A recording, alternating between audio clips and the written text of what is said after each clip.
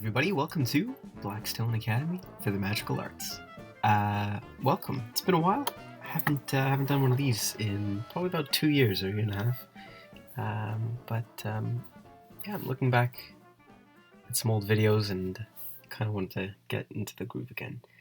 So I'm starting off with Blackstone Academy for the Magical Arts, written by Alana Joli Abbott. I don't know too much about this. I know that it's kind of reminiscent of some kind of Harry Potter story, so that could be cool. I decided to start with this one, with this game in particular, because it actually just came out today. What are the chances? So I decided to maybe record a first little episode. Why not? And actually, while I have your attention here, the game is on sale. If you're watching this within the next week of me posting it, the game will be on sale on Steam. It's 40% off. In Canadian, regular price is $5.69. Right now it's $3.41. So that's pretty good. Not bad. So if you like what you see, you can pick it up for pretty cheap. So I guess we'll start right away. It looks like there are some stats, but they haven't been activated yet, I guess. I mean, I haven't really clicked on anything. There's some achievements we can get. And then there's a menu, so you can look at the credits, look at more games, Alright. So, I guess we'll start. Chapter 1, Blackstone Academy. The August sun shimmers on the waters of Long Island Sound. A group of late-season tourists stands by the causeway, taking pictures of the water lapping against the tide-dependent bridge, and the stone buildings on the island it connects to the mainland. Humid summer air wraps around you and your skin tingles, not with the weather, but with the magic in the air. The prickle feels like goosebumps, but as it grows, it will feel more like a fever. The tickling of it isn't so bad, but the feeling that your skin is too hot for your body, and you'd like to just take it off, or worse. Yet there isn't enough air. As the magic puts pressure on your lungs, those are the bad days. So what can I do here? I can breathe and focus, following the rules I made for myself to regain control. I can grin and bear it. I want to make a good first impression of the people I meet here. I rub my arms, trying to push down the magical goosebumps, then look anxiously to see if anyone noticed, or I embrace the sensation. It's a talent that makes me stand out even among magic users. So I have magic goosebumps. Very cool. Let's embrace it. Let's accept ourselves for who we are. This is a gift, not a curse, after all. You'll persevere, just like usual. You always sensed magic, though you didn't always know what it was, and rarely as much as you feel here. Because across the water on Michael Island, in those majestic stone buildings, is Blackstone Academy, a school for those, like you, who are magically inclined. The town of Thimbleport doesn't know anything more than that the school takes exceptional students, who some of the townies consider freaks or spoiled rich kids, or various other dismissive terms. Most people don't know that magic is real, and fewer still can feel the way you do. Your ability is a rare one, and it led you here because you need to learn better how to control it, and how to keep it from overwhelming your other senses. You twist a leather bracelet on your wrist, a good luck charm you've worn since you started sensing magic, as you contemplate how you got here. So how did I learn about Blackstone Academy? Well, I come from a long line of magic users. Maybe. One of my parents went here. Okay. Okay. My magic sensitivity was getting harder to hide. Okay, I was researching my magic and I found school on the internet. Oh no. So I had to fight this minotaur that got loose in my hometown. Oh, that's funny. That's cool. Long story. Okay. Let's do the minotaur fight. Mysterious fight. Let's just say you had absolute proof that magic was real. Case closed. You also found out that there are organizations that like to keep things like rampaging minotaurs a secret from everyone else. The cover-up was pretty annoying, as it meant you couldn't talk to anyone about what happened. But the end result is that someone who didn't even bother to give you a business card, the nerve, recommended you to Blackstone Academy, and the school recruited you. While you'd like to say that it was based entirely on your excellent Minotaur fighting skills, you have a feeling it was more to do with your ability to sense magic. They called you a Stencer, and that talent pretty much guaranteed your acceptance to Blackstone Academy. The causeway is high against the water, low tide according to the sign on the mainland end. You check your backpack and your suitcase to make sure you have everything. So, I can wave goodbye to my family and confidently head across. I wave goodbye to my single parent and confidently head across. I say my goodbyes and give my last hugs. I'm going to miss my family. I head over. I took the bus here on my own. This wasn't on the way out. Let's do it on my own. I'm doing this independently. You've always been incredibly independent, and public transit is no challenge to master. You found the train and bus schedule that would get you here on time and headed out. No sense in making someone else bring you when you're perfectly capable of taking care of yourself. So who did you leave at home? I don't know why this matters so much, but my dad's.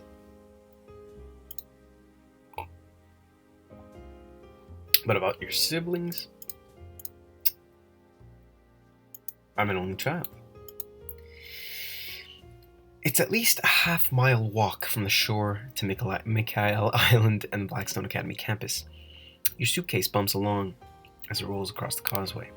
It might have been all sand or sand and gravel at one time, but a layer of cobblestone has been laid across the surface, and the sides are shored up with a strong-looking pink stone that sparkles. Granite, says the girl next to you. Her tight cornrows are decorated with blue and green beads at the ends, and they rattle as she falls into step with you. Balances water and earth. As she's pointed it out, you can feel the energy of the granite pushing back against the water, but at the same time, giving it a promise that it will have its chance. Like the earth is inviting the water over for pizza later. The causeway feels solid beneath your feet in a way that even normal ground doesn't. Its inherent magic feels like stillness, rather than a tickle. A firm pressure against the bottom of your feet that's more than just your own body weight. The girl grins. You're one of those new kids, right? I'm Rosalind Gray. My pronouns are she, her, hers. Okay. What's your given name? I don't like any of these names at all. I don't like any of these names. You know what? How about Kevin? No, jeez. Oh, this always takes me forever to think of a name. Here's what I'll do. I'm reading Lord of the Rings at the moment. And because this has to do with magic, my name will be Gandalf. Oh my god. So it's like 12-year-old Gandalf has come in and is going to Blackstone Academy for Magical Arts. This is where he learned all his tricks. Okay. So I'm Gandalf. What's my Gandalf Jackson. Oh my god. I'm just gonna Google quick. What is Gandalf's last name? Alright, let's have a look here. Oh my god, he actually has a last name. Okay, I didn't know this. So it is Bladorthin. Gandalf Bladorthin. Wow. Okay. Beautiful. So, Rosalind offers her hand for you to shake. You notice that she doesn't have any bags. Let's see, what should I pick here? I ignore her hand. Yeah, Gandalf. Yeah, let's see where her luggage is. She laughs. Maybe it's magic, she jokes with a little waggle of her fingers.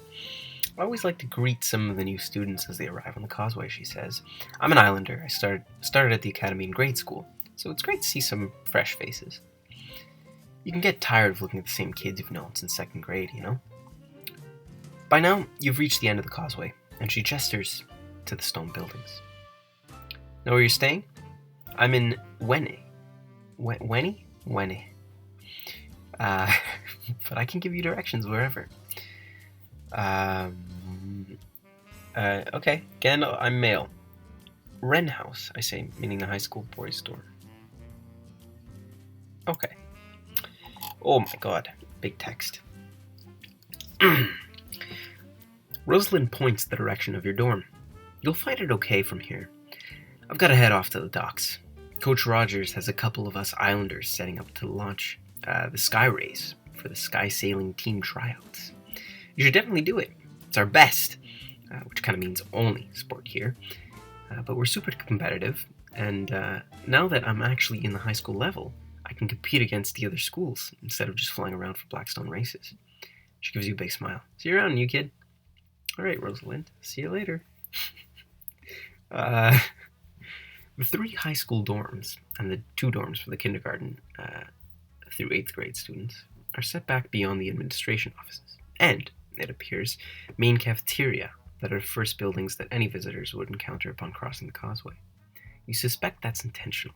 Keep the director's office and security where they can see if any non-magical people are approaching while the causeway is open. Those buildings have an appealingly gothic flavor, which seems fitting for both a supposedly elite private school for troubled rich kids, the school's cover, and for a magic school. The high school dorms, however, look even older. The colonial brick style, like old road dorms in the oldest sections of New England Ivy League school colleges. Can't even fucking speak. Wenne, Niz, and Wren House, oh jeez, all face a common green area. Their main entrances all looking toward the central space. Magic tickles from the doorways, making you feel like sneezing. The main door frames of each dorm are made of a different type and color of wood. Wren House has a fox carved into the light brown frame, and it projects a sense of self-confidence and bravery. The dorm frame of Wenne House is darker, with a salmon carved above the door, looking at you. You feel it pulsing with optimism and creativity. Nizit House has a dark red door frame, bearing a red-tailed hawk. Like the granite in the causeway, you can sense it offering grounding stability. Okay. Wren House is the farthest walk. Like the other dorms, Wren is 3 stories, though there are a few dormer windows that make you wonder if the top floor has rooms as well. There's a card table outside the door, watched by an adult in his 30s or 40s, you'd guess. Brown skin, short, dark hair, possibly ironic Hogwarts t-shirt. Ah, okay. It's a meta story. Gandalf Bloodorthan, you say? He starts flipping through a box of files. Bloodorthan. Gotcha! He smiles and hands you a welcome packet. Welcome to Blackstone Academy. I'm Mr. Maui. Maui. Whatever. My wife and I are the island's gatekeepers, he says. And you can almost hear the capital letter in the title. But not quite. I hope you'll find us a good home for developing your talents. So do I say I'm sure I will. I'm excited to be here. It had better be... Ooh, a little sassy, eh? I'm excited to be here. That's the kind of enthusiasm I love to see. His smile, already wide, brightens. You've got some time to head up on and get settled before lunch. We'll do a bit of an orientation there for new students. He grins. Don't let the Islanders intimidate you just because they've been here longer. We're a decent bunch. You make your way to the dorm.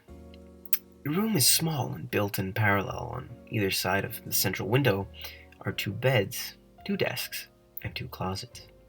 One bed has already been claimed, the sheets are made, and there's a red blanket with multicolored stripes spread over them. An old steamer trunk rests at the end of the bed, and there's a copy of Lies My Teacher Told Me propped open on its pages on the desk. Your roommate, however, is nowhere to be seen. You spend some time unpacking your suitcase, making up your bed with the linens provided, arranging a few keepsakes you've brought with you to make this place feel homey. About a half hour after you arrive, there's a cursory knock on your door, which opens before the knocking is stopped. In the doorway is a kid with short cropped black hair, possibly 11 or 12, who looks as though she thinks she owns the place. Hi, she says. I'm Esme Maui. My parents are the school's gatekeepers. You're new. Alright, and do I say, and you're an Islander, I counter. That's me. What are you doing here, kid? I'll say that's me, cheerfully. She smiles brightly. Sweet, she says. I thought you tried to kick me out or something. You gesture her inside, making sure the door stays open. I have a feeling it wouldn't work on you. She pauses to consider this. Probably not, she admits. She sits down gingerly on your roommate's bed, as though trying to keep her small body from making an impression on the blanket. I'm gonna make you an offer you can't refuse, she says, quite seriously, with a little bit of scratch in her voice that wasn't there before. You have not seen The Godfather, you accuse. Oh, that's where the line comes from, she says. Thanks, I've been wondering. Anyway, I have information you want, and you're about to get contacts I need. You don't really see where this is going. In her silence, she presses on. Listen, every year the high school kids go out to Faulkner's Island for the first night party.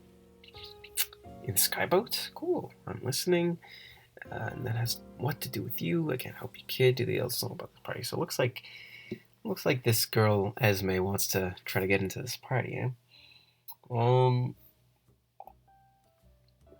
Let's inquire about the Skyboats. She looks over her shoulder. No, not cool. And no, not the Skyboats. Coach Rogers would flip. Just canoes. Seriously, new kid, there's trouble, and then there's trouble. She shifts her weight, and you can feel her about to make a pitch. Here's the deal. I know, everything about Mikhail Island. I could be useful to you, but you gotta get me out to the party. I never get to go. Anytime I show up on my own, the high schoolers tell me I'm too young, and they send me home. But if you took me, I know they'd let me stay. Hiring an 11-year-old informant in exchange for sneaking around to a party. Well, this sounds like the type of deal where nothing could possibly go wrong.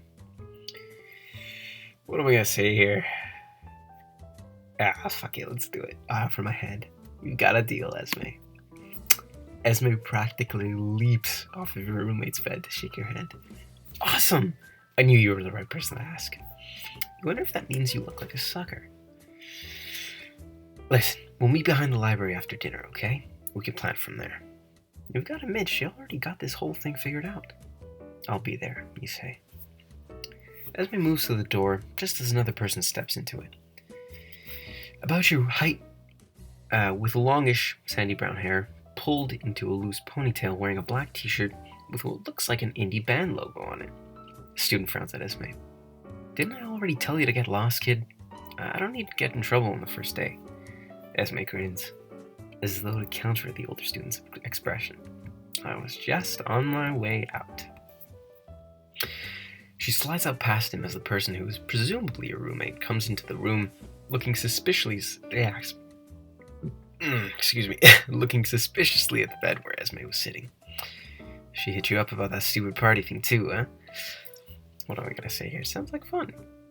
No, I feel less special. Kids, huh? Let's say it sounds like fun. The person you assume is your roommate snorts. Yeah, party on the first night of school, which the 11-year-old kid knows about. I'm sure the adults never catch anyone coming back from it. You shrug. Or they all know about it, and they don't care that everyone's going. Whatever. It'll be on you when you get caught. Your roommate leans against his desk chair. I assume you're Gandalf Bladorthin, since you're moving in. I'm Jules Hawk. Oh, that's a fucking cool name. This is the name of the roommate you were told to expect. Do I say nice to meet you? Yeah, that's me. As long as you stay on your side of the room, I'm sure we'll say nice to meet you. Jules considers this. We'll see, Jules says after a minute. It isn't long before it's time to head down to the dining hall. Jules spins a key around his index finger. Her own archaic physical keys from your welcome packet are tucked into your pocket. You lock the door behind you as clearly no one is keeping certain grade schoolers from roaming the halls on their own. The dining hall, attached to the administration building, is only Gothic on the outside. The interior is wood paneled, and there's what appears to be a working fireplace on one end of the hall, surrounded by comfier chairs, the wooden seats that line the long tables. There's the usual cafeteria fare, though the fruit salad looks fresher and more plentiful than you'd see at most public high schools. You take your tray and slide into a seat. Jules sits down next to you, and Rosalind appears at the other side. Skip the french fries, Rosalind advises. She peers around you. Hey, another new kid. Jules rolls his eyes. So, that makes you new kid number 1? What do I say? What can I say? I'm special. You could be new kid, won't be the other one. Oh, I have to introduce them. Rosalind, Jules, Jules, Rosalind. Hey, says Rosalind again. Jules snorts and avoids further comment, intentionally eating a french fry. Rosalind watches raptly, but Jules's face stays impassive. When Jules finishes chewing, your roommate nods sagely. Those are truly awful. Rosalind pops a laugh, and Jules only barely hides a smile, focusing on his food. As the tables fill, a cacophony of voices and flatware percussion fills the space. The kids range in age and appearance, from youngest who might be 6, has terrified, wide brown eyes, and a pair of antlers starting to grow out of their hair. Another, of the younger kids, puts a vine-covered arm around the dear kid's shoulders. It's hardest on the littles, Rosalind says, following your gaze. Stuff happens to them and they don't know how to change it or how to stop it. When people can see it, they don't always get treated nicely. Jules stops, fork midway in his mouth. And what about the ones whose talents aren't so obvious? She shudders and you feel a breeze brush the table. Rosalind's magic blows across your skin, following the air she disrupted, and she looks embarrassed. It's hard on us too, she admits. The older students either come from that second category or have learned to keep their own magical appearances under control.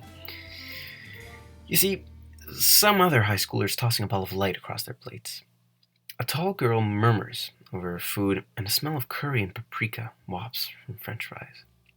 Your skin starts to feel prickly, the way it gets when there's a strong magic working, even though nothing of the sort is happening here. It's just telekinesis passing ketchup. And other tiny cantrips, all stacked on top of each other. Director Rose Murphy lifts a small, suspended gong into the air and crashes it with a mallet. In its wake, the small magics falter, and the room quiets as she steps up to a small podium. You breathe deeply, and you realize that you hadn't gotten a full breath since you entered the cafeteria. Alright, well, looks like I'm about 20 minutes into this, from what I can tell. So I'm thinking of maybe pausing this here. Right, so that's it for now. I'm not sure if this is going to be cut into 2 parts, 1 part. We'll have to see what I end up deciding. Hopefully you enjoy. I am a little rusty at this. I, again, haven't done one of these in quite some time. But hopefully I can get back into this. I mean, I'm home all day, every day now, so that shouldn't be too big of an issue. But it also depends on if you guys want to see more. So if you do, be sure to subscribe, like the video, and leave a comment letting me know if you'd like to see more. So there you go. I hope you enjoyed, and I'll see you all next time. Thanks so much for watching. Take care. Good night.